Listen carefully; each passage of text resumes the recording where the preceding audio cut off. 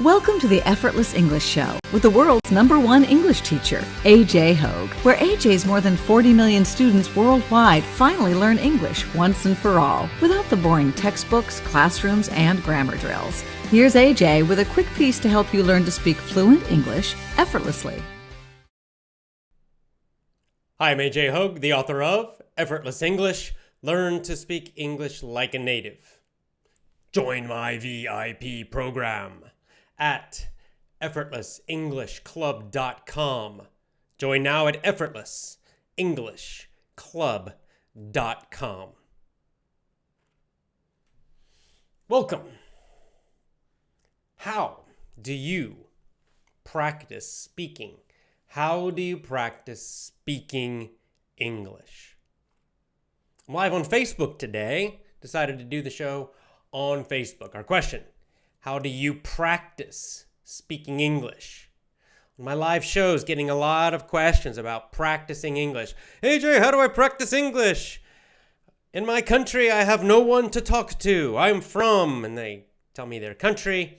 They say, how do I practice English? Hi, how do I practice English? And a lot of people seem stressed about this, right? Like kind of upset about it even. Like I have nobody to practice English. That's why I can't speak well. And they have this very strong belief that they must have someone to talk to every day or often, or their English will not improve, that they will never become fluent because they have no one to talk to. First, let me welcome everybody live on Facebook. So welcome everybody. There are lots of people saying hello and hello to you. Lots of different countries as always. I will talk about our topic first, then I will come to some of your questions and comments. So Facebook watchers, questions and comments, please be patient. I'll be back to you soon. So let's go back to this thought. The first thing is, I think too many people focus on this question of talk to somebody, talk to somebody, talk to somebody. And that's not really what they need. What they mostly need is listening. Listening. It's the foundation. You probably need at least about 6 months of very intensive listening, where you're focusing just on listening 2 or more hours per day, every single day. Listening, getting a huge amount of listening first. This is the foundation. And most people never get this in school. You don't get it in school. School is a lot of reading, typically. You may do some little exercises, little activities in the class where you chat a little bit. But you usually get very little listening, surprisingly, in school classes. And so that's the #1 thing you're missing, because your brain needs lots of that listening first before you really get comfortable with the language. And that's why you really should focus on that first. That's always going to be your foundation, is lots and lots and lots of listening. Here's the good news. You can listen from anywhere alone. You don't need an American to talk to. You don't need a British person to talk to. You don't need anyone to talk to. All you need is your little phone or MP3 player, iPod, whatever. Some headphones or not, some speakers, your computer, whatever, and just play your audios every day. You can do that anywhere. You can do that while you're driving your car. You can do that while you're on a train or a bus. You can do that at home while you're cooking dinner. You can do that anywhere at any time in any country. That's great news. So that's the main thing to focus on. That will actually help your speaking a lot. We have on my Twitter, it's a great example of this. We have Mehdi, for example, one of our superstar members. Now, he's in Iran. He doesn't have anybody to talk to. Yet, he has achieved a very high level of English. How did he do it? Mostly listening. That's the first big thing. He'll tell you lots of repetition. He tells everybody this because people ask him questions all the time on Twitter. And this is his advice all the time. It's the same as my advice. Lots and lots and lots and lots of listening every day. And repeat the same audios many times. Deep learning, repetition. This is going to help your speaking so much. And of course, it helps your listening too. And again, the great thing about it, you can do it all alone anywhere in the world. No need to stress. Now let's say you do this. You do this 6 months. Your listening improves a lot. Your speaking starts to improve even. But you're like, I want to practice speaking more. I want to work on my pronunciation. I want to become more fluent. What can you do? You have no one to talk to. You can talk to yourself. You can talk to yourself. Mehdi does this, I know, because I've seen him mention it on Twitter. And a lot of our superstar members who've been very, very successful do this also, where they just practice alone in a room. They'll just have, imaginary conversations.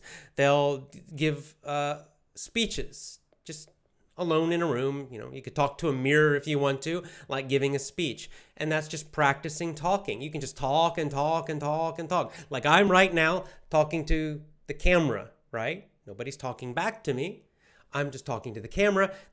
I'm getting a huge amount of practice, right? Of course, I'm a native speaker. I don't need to practice English, but this helps me a lot with practicing public speaking because I do this so much, talking to a camera for my podcast or talking even just to a microphone for my audio podcast. Because I do that almost every day, public speaking is very easy for me now because I practice it constantly. Well, it's the same thing for you. You can do this at home. Again, you could record yourself with a camera or with a microphone, like on your computer or your phone. You could listen to it if you wanted to. So you could hear your own mistakes or hear your own pronunciation. Or you don't even have to record it. You can just talk. You can just walk around your room speaking English, talk about the weather, talk about how you're feeling, talk about what you did yesterday, talk about what you want to do tomorrow. Just talk and talk and talk and talk every day, just to yourself. This will give you a lot of practice. Again, you can do it alone, anywhere, any country, anywhere, all by yourself. Another thing you can do, you can combine these two things, the listening and the speaking. Do this several ways. This is what my pronunciation course does. So in the pronunciation course, what you do is you listen to me and then you imitate me. So you get some listening, you're hearing me speak, and then you're pausing, and then later you're not even pausing. But in the beginning, you pause, and then you try to imitate me. So you try to speak exactly like me. And in this way, you'll be practicing your pronunciation. This also helps your fluency, though. It also helps the easiness of speaking. So the words come out faster and more easily. You can do this with any audio. And then there's the shadowing technique I describe, or tracking as I call it, which is where you're listening and speaking, listening and speaking, listening and speaking with no pausing at all. You're doing it at the same time, which is a little difficult in the beginning, but eventually you can do it. And again, you can do this all alone, by yourself, anywhere, at any time. And many of our members in many different countries have only done these things and become fluent, excellent speakers, all by themselves, all alone, without a friend who speaks English, without any conversation websites, without anything, only themselves. And then finally, they test themselves. Maybe they travel. Maybe they have a chat with somebody online, and they do very well. So you can train and practice speaking all by yourself using all of these different methods, starting with intensive, repetitive listening. That's the foundation. Do that at least 6 months. Longer is great. You never really stop doing that, but you can focus on only doing that for about 6 months. And then after that, you're ready to speak. You can do all these other activities that I just suggested alone. And combining all these things together, you do all these things, a couple hours a day. your speaking is going to improve a lot, and you have no need to get stressed out about, I can't find someone to speak to, and okay, just relax, You're going to be fine. You'll be fine. You can do it yourself wherever you are right now in the world. All right, my Twitter, by the way, is AJ Hogue. That's my name. Let's put that on the screen. If you're watching, you can see. If you're just listening, it's AJ Hoge. AJ Hogue is my Twitter. That's where you ask me questions. That's where you communicate with me directly. And Twitter's basically like a public text chat. That's basically what it is. Pretty simple. AJ Hogue. All right, let's go to the comments and questions now.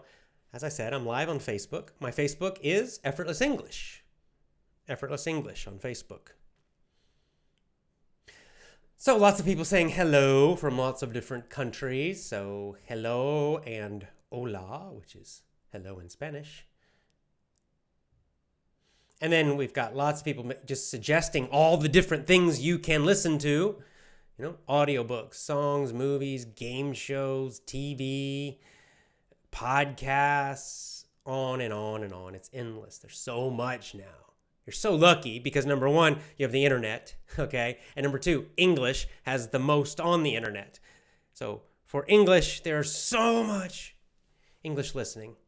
And if you want courses, you can get my courses, effortlessenglishclub.com, where you're really getting the specific training. And then there's just tons of other stuff out there. So tons meaning a lot of other things out there. So there's plenty.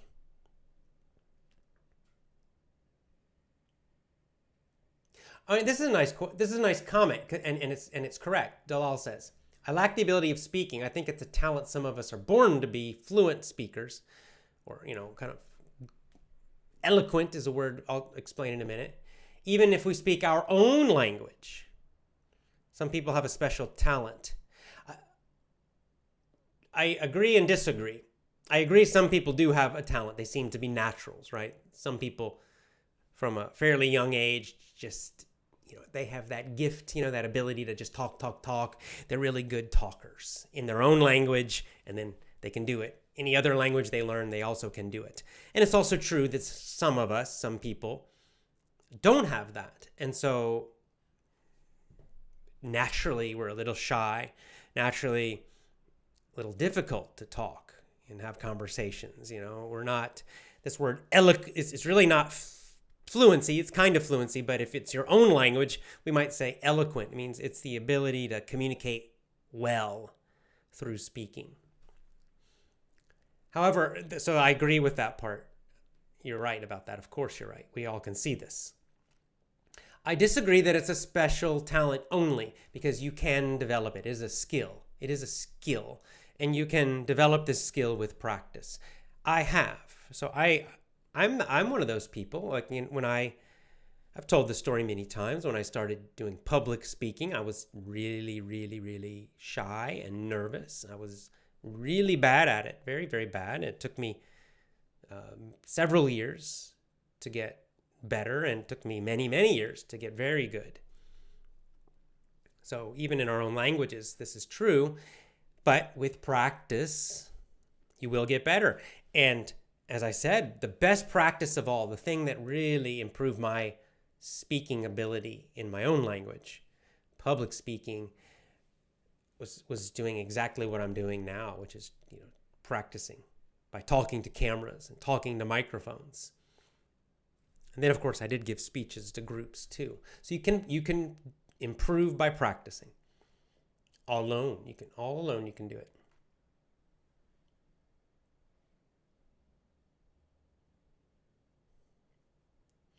All right, let's see. All right, so Yusuf has a common problem question. And this problem also happens with your own language. I can speak easily in my mind, and possibly even alone, but when it comes to speaking in front of other people, I can't remember some words and I forget what I will say. So what's your advice? Okay, so yes, I know exactly what you're talking about. This is a common problem for public speaking. And it can be a problem with foreign language speaking also. I had this problem in Spanish, right? By myself, I could actually talk to myself pretty well. I was doing the shadowing or tracking technique when I was traveling in Spain. But when I got in front of people, then this kind of emotion, like this nervousness would come up and my speaking would be much, much worse. And it's also a common problem with public speaking. So in my own language, right, in the beginning for quite a long time, I would feel at home I could practice and, I could speak English perfectly fine. But if I was standing in front of a group of people, suddenly, like my brain would turn off and I couldn't remember words, couldn't remember my topics. I forget a lot of stuff. So it's just an emotional issue, right? It's caused by nervousness is what it's caused by. And so you have to train yourself to overcome the nervousness. It's not a language problem. It has nothing to do with your language ability. It's all, it's that nervousness, that emotional, part of the fear. The adrenaline is what causes it. Adrenaline is the chemical your body releases when you're nervous or fearful, or sometimes excited even. So you have to train yourself to function with the adrenaline. You have to get used to the situation, so you do it a lot, so then it becomes less fearful. So both of those things. Check my YouTube channel because I do have some videos about public speaking, and they will also help you just with normal English speaking.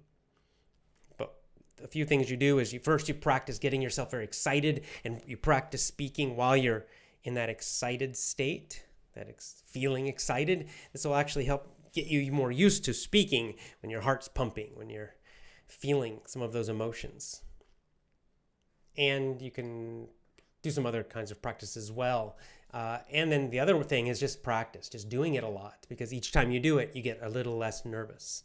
So like for public speaking, your first speech will probably be the most, you will probably be the most nervous. It will be the most fearful. And then, if you give 100 speeches, by number 100, you probably will feel much less nervous. So just the number of times will start to reduce the fear quite a lot. And anyone can do that. All right.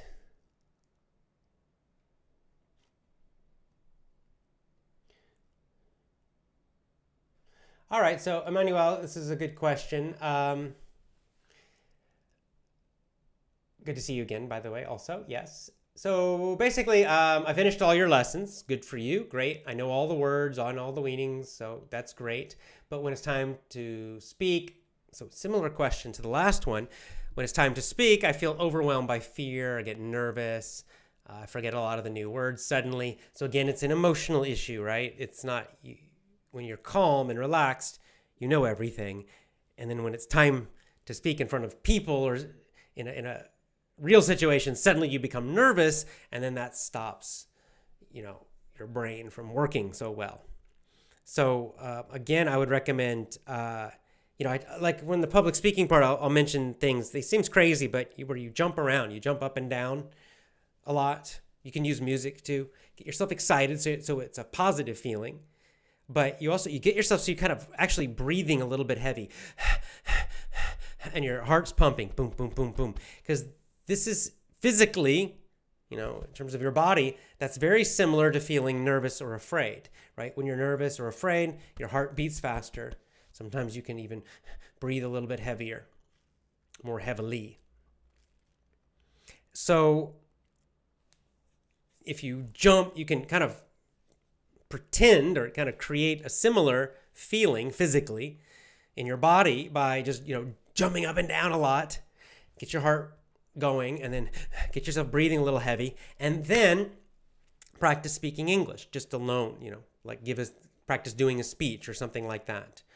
You could practice telling one of the mini stories, right? Retelling it yourself. Anything really. But you do it while you're breathing a little heavy, while your heart's beating a little bit. So you get used to functioning. You get used to thinking in English while your body's having this reaction. You get used to speaking English while your body's having this reaction. This will start to train you to speak English and think in English when your heart rate is up, when your muscles are a little more tight, right? When you're breathing a little heavier, which are all the same things that happen when you feel nervous. So it's a kind of a little physical trick you can use, and you can use this exact same trick for public speaking. This was the trick I used. I still use it sometimes for a long time, because before I would give a speech, same problem, right? My muscles would get tight, especially my neck, throat. My heart would start beating faster, and I'd start breathing heavier. And then this would cause my brain to start turning off, right? So I started to create this. And then I would practice doing my speech. So I would jump around, breathing heavy, heart beating, and then I would practice my speech. And I would do this again and again and again, like for a week or 2 weeks before my speech. So I got used to speaking well, even when my heart was beating fast, even when I was breathing heavy, even when I felt a little tired, right? When all these kind of physical things were happening. It helped so much. And then what I started learning how to do was change that fear, change that nervousness into more of a feeling of excitement and energy, into more of a positive feeling. So then it started to help my speaking. So you can do exactly that same thing. Good luck.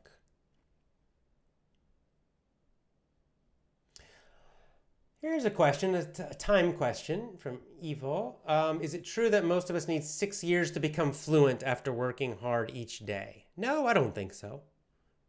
I just recently did a show about this question of time. So it's fairly long because I talk about this in quite a lot of detail, because we have a few problems when people ask questions like this. Number one, what is fluent or fluency? People have very different ideas about this word, right? Some people think it's, almost perfect, like a native speaker. And then others will say fluent basically just means, you can speak well about basic topics. I say you can speak well, communicate well, fairly easily about normal conversational topics, no special topics with special vocab, but sort of the normal everyday topics. And the other question is time. When we say, we often talk about years and months, but really we should talk about hours, because if you listen to English 10 hours per day, that's a big difference compared to another person who listens only 1 hour per day. Okay, so the first person will improve 10 times faster. So will they both be the same after 1 year? No, they'll be very, very, very different. So it's really number of hours that's important rather than number of months or years. So with all that in mind, you're saying working very hard each day. So working very hard each day, I would say, is something, let's say, very hard would be 3 to 4 hours a day of English, let's say. 3 to 4 hours would be very hard. Hard, good, solid every day. What I recommend is 2 hours a day, at least. Let's say you're doing 4 hours a day of English. Will you need 6 years to become fluent? No, it should be much faster than that. Much faster than that. 4 hours a day? I don't know. I mean, it depends on... Everyone's a little different, depends on what your first language is, how much English do you have already. But I would say, since you're listening to me now, you understand me now already. So you're already intermediate level, at least. I would say just a year, maybe a year. You should be fine. Maybe 1 or 2 years, maybe less than that. So I would say, don't 6 years. No, I don't think so. Now, to become native speaker level, like to speak almost exactly like an American or a British person, then maybe you're looking at, 6 years or something like that. But again, maybe less. It just depends on how much you're practicing every day. But I'd say my general answer would be much less than 6 years. This is one of the great things about independent learning, is it's much faster than school. People, we sort of get confused because in school, people will study English for 10 years and then they still can't communicate well. They can hardly speak at all after 10 years, and we think, well, this is crazy. Why? We think that's normal, but that's just because the school methods are so terrible, right? There's so much time wasted.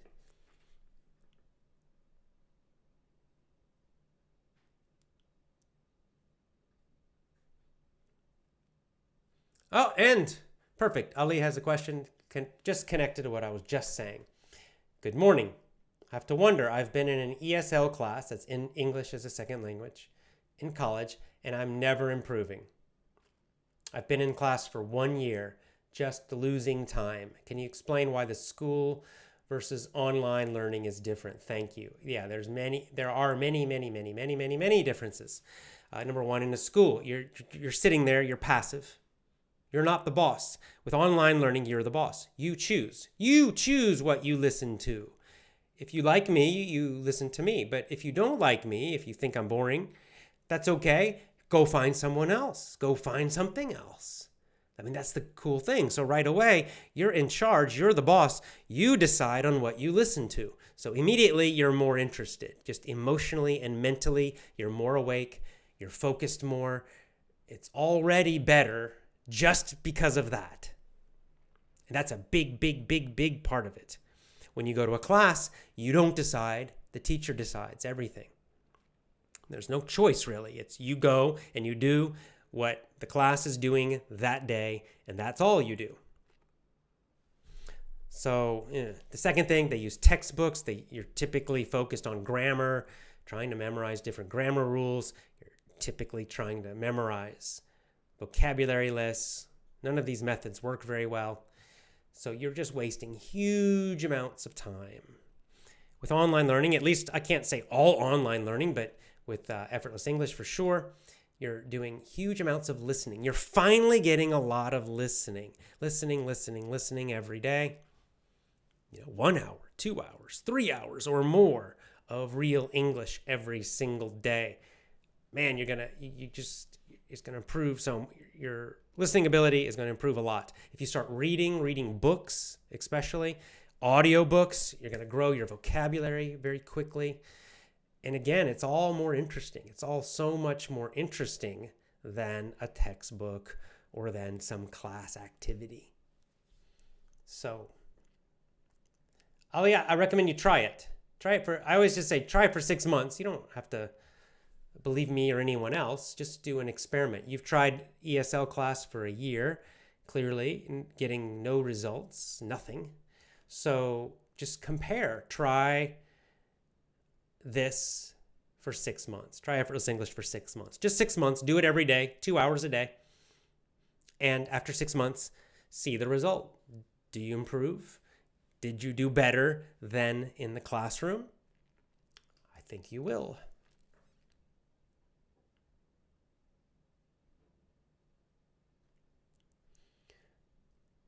Here's a question.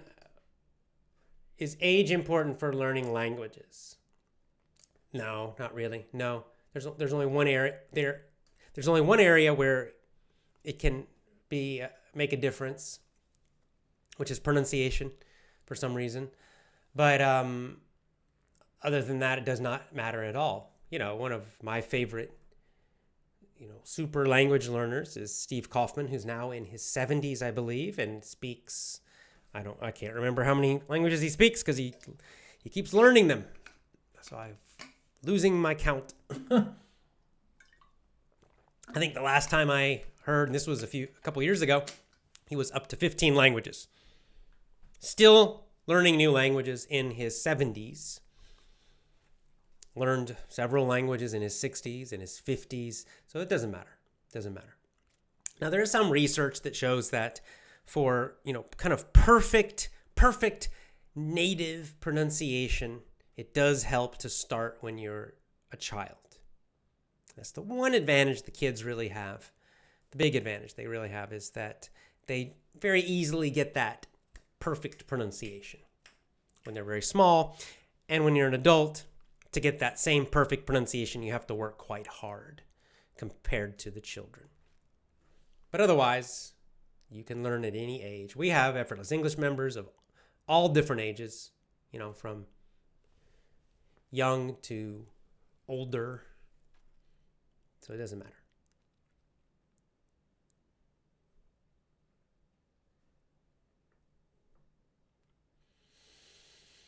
Okay, let's see. I love when you imitate Clint Eastwood. I wish I was good at it. I'm not good at it, though. I need to practice doing Clint Eastwood because I like him. But I'm not good at imitations of people. At least nobody you guys would know.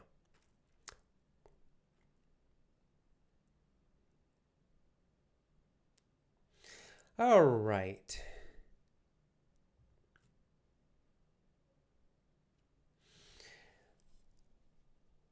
Okay, lots of people just saying thank you. So thank you back. Yes, indeed.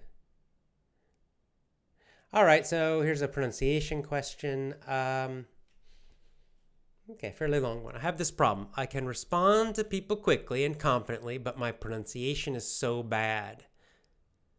And then when I focus on my pronunciation, I lose my fluency. Okay, I respond so slowly. Gotcha.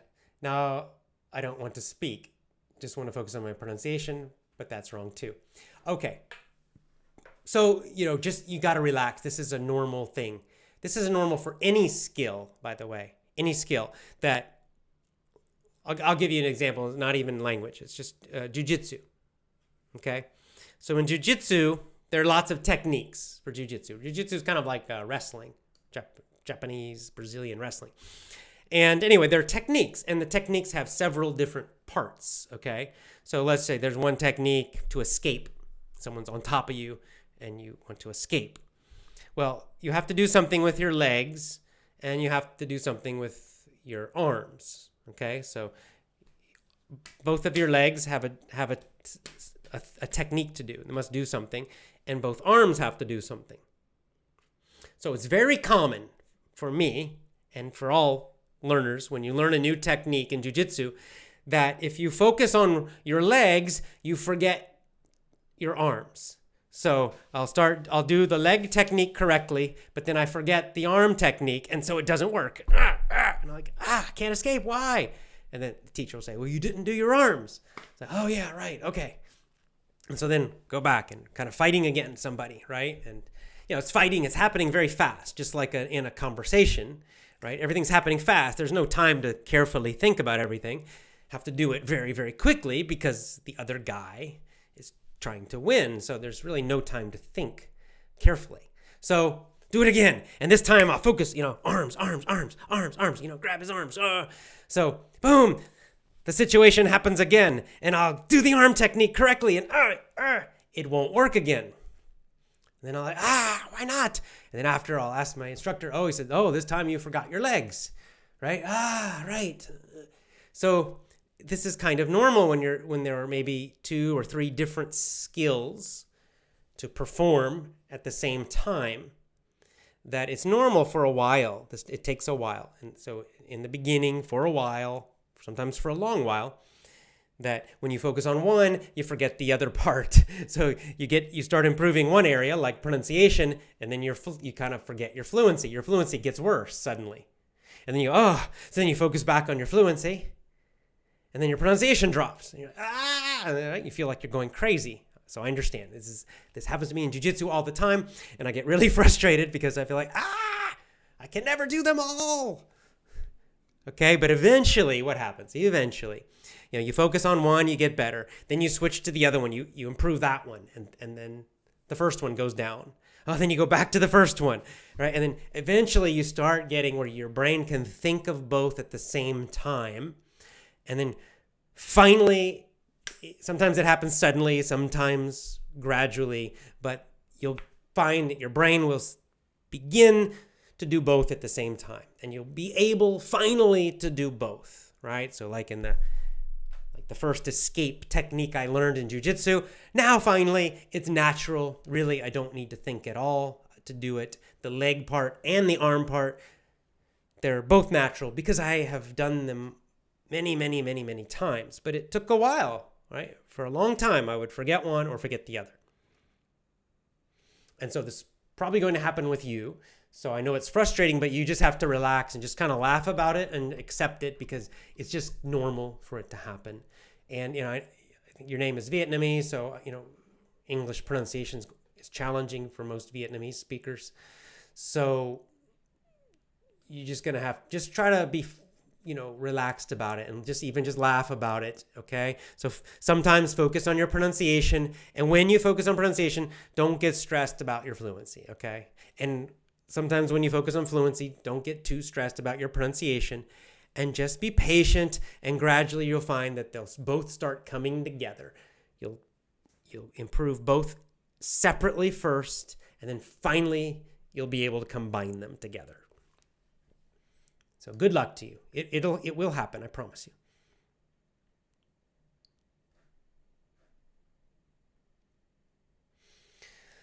Okay, I'm gonna go backwards here. So you mean So you mean pronunciation can be acquired by wrestling? Ah, yeah, that's right. That's jiu-jitsu English.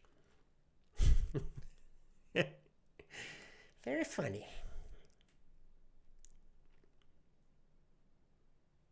Is your course good for people preparing for Ielts? Yes and no. It will help your speaking and your listening, which will help your Ielts, but it is not, my courses are not specifically designed for any test. So if you're looking to improve your general overall speaking and listening ability, absolutely yes. And of course that will help for those sections of TOEFL or Ielts. But I do not specifically teach just for one test. Because the real test is real world, real life. I want you to succeed in the real world.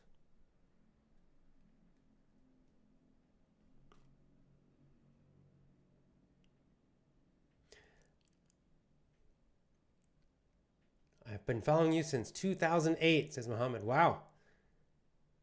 That's a long time. That's almost to the beginning.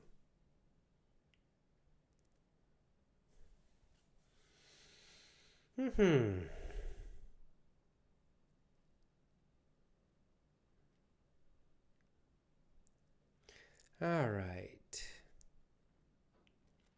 Thank you. It says you're really doing a great job. Thank you, AJ. You are welcome.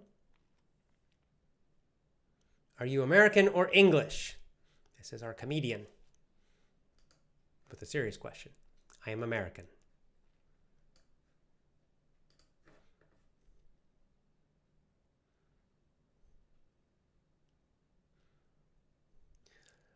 Okay, this is an interesting question. Okay, so hi from Sweden. I have a question. The question is, can I write when I listen to some movie? How I can't speak with people. How can I improve my speaking? Okay, so for movies, I have another quite long video about a movie technique. The short answer is, with movies, is you can watch them and play maybe 5 minutes and then rewind and then pause after each sentence. You could use the subtitles if you want. Learn the new phrases, learn the new words.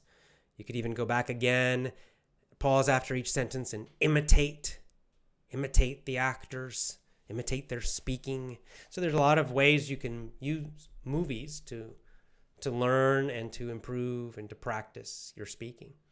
And it's not a bad idea. Just choose actors that speak well.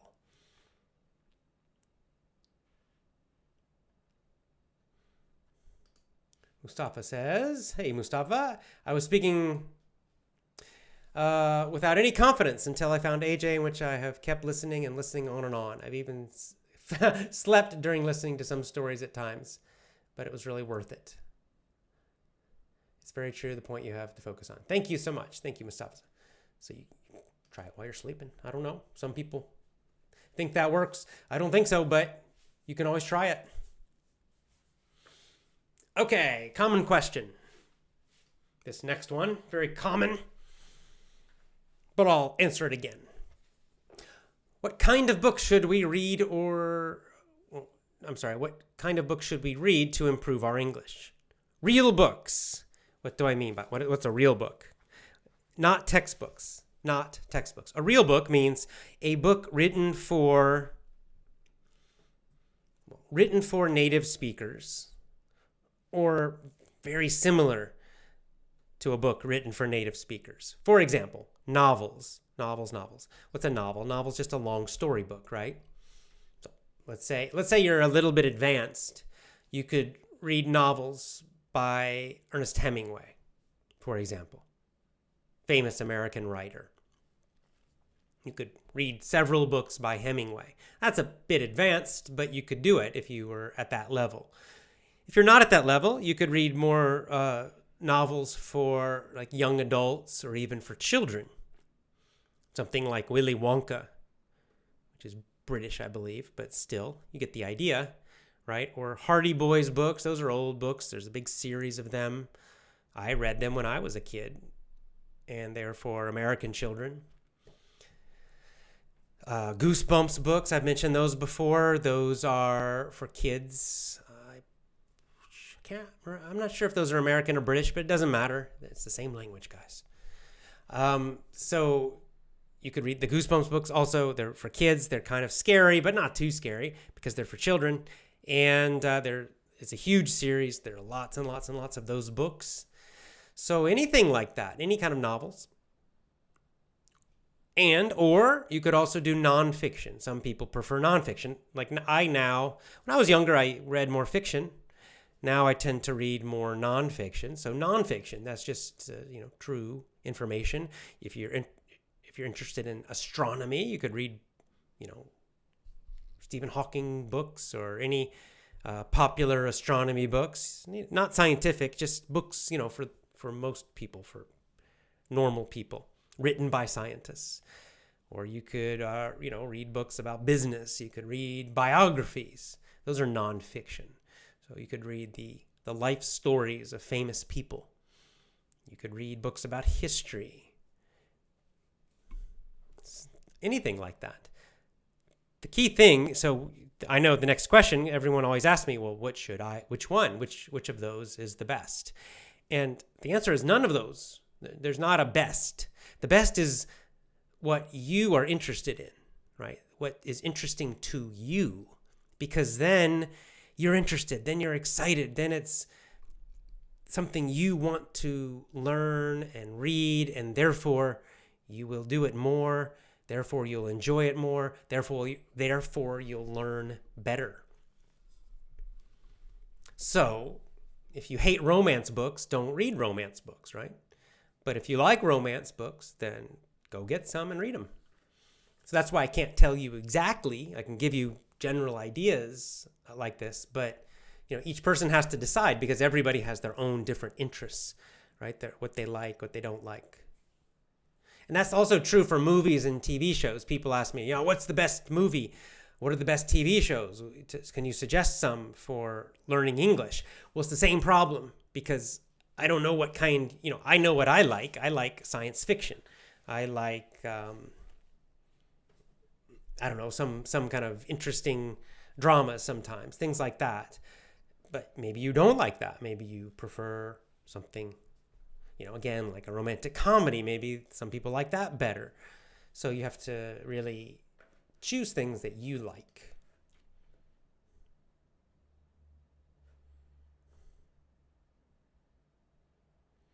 Oh, this is a cool idea. Vanya. Oh, Vanya again. Vanya, yes, go do it, man. Vanya's got I can tell Vanya's an adventurer. Vanya says, can I practice my English by doing volunteer work and traveling? Yes! Because I'm going to take a gap year. You're decided to do it. Good for you. And spend this year taking actions. I think connection with other people using English will be a great challenge. And you will do it. I think that is a super good idea. And I look forward to hearing from you. When you're on the road, traveling around, please continue to, drop in and leave comments and tell us how you're doing. I don't know. I don't think you've ever. I always see you always communicate and ask good questions here on Facebook. Not sure I don't think you have on Twitter, but if you get a Twitter account, please connect with me on Twitter because I'm excited for you. You're about to charge out and explore the world, so good for you. Please let us know how you're doing.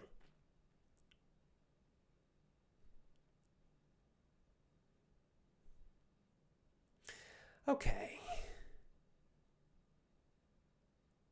Yeah, Mustafa has another good point, and he's right about this, and this is why I have courses.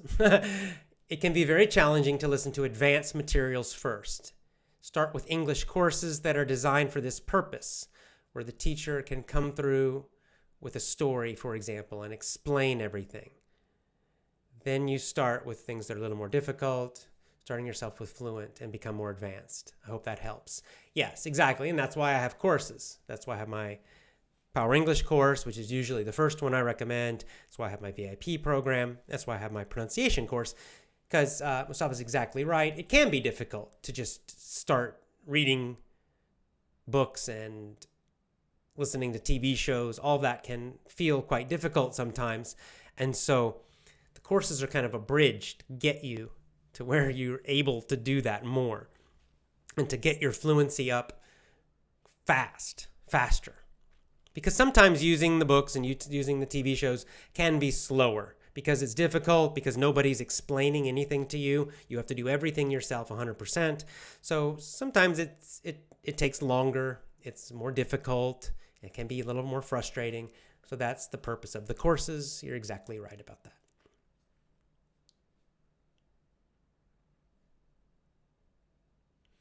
Vladislav, what do you think about making some effortless Japanese? Hey.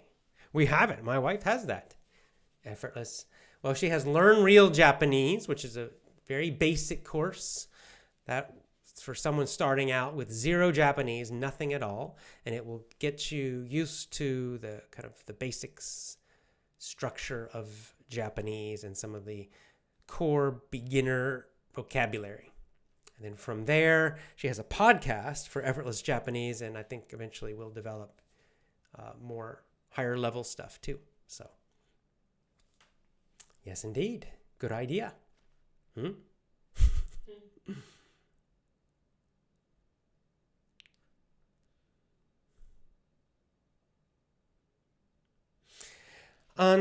Says, I learn and practice a lot. AJ, I'm a big one of your fans. I learn and practice a lot from your YouTube channel. Thanks so much. Yes, indeed. That's something else you can do. That's why I do this. You can use this. You can get lots and lots and lots of listening practice just listening to my show and podcast. You can pause and imitate my speaking from the show and podcast. So there's a lot of things you can do on your own too if you're motivated.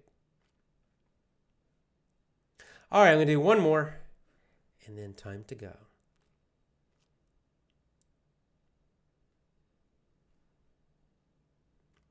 Hello from Italy, Giovanni. Hello.